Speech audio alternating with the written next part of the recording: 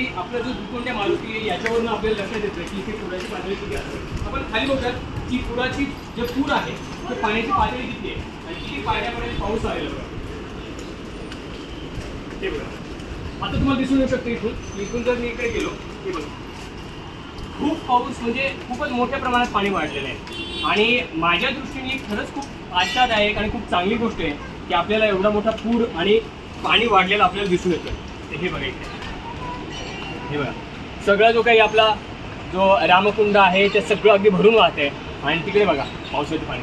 आणि इथे ज्यावेळेस आपण खाली जातो तर या कपालेश्वर मंदिराच्या अगदी पायरीला आपल्याला या पुराची काही पुराचं पाणी येते इथे आलेलं आपल्याला दिसून येतं. आणि यावरनं एक लक्षात येतं की दुतोंड्या मारुतीच्या आसपास किंवा अगदी पायापर्यंत पाणी आल्यानंतर ते वाहू शकतोय त्याची एक अंदाज येऊ शकतो.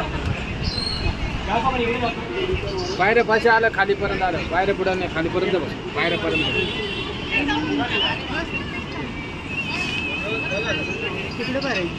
काय म्हटलं आता बंद झालं बाहेर.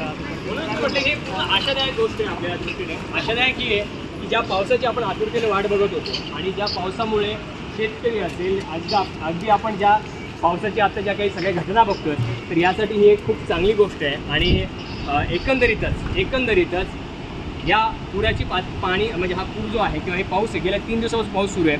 पाऊस अजूनही वाढणार आहे. पाऊस म्हणण्यापेक्षा पाणी वाढणार आहे अजून.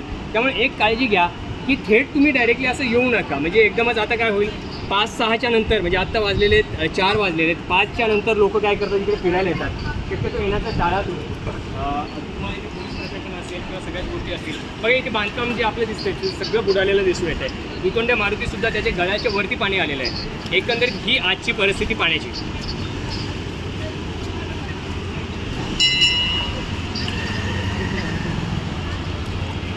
व्हिडिओ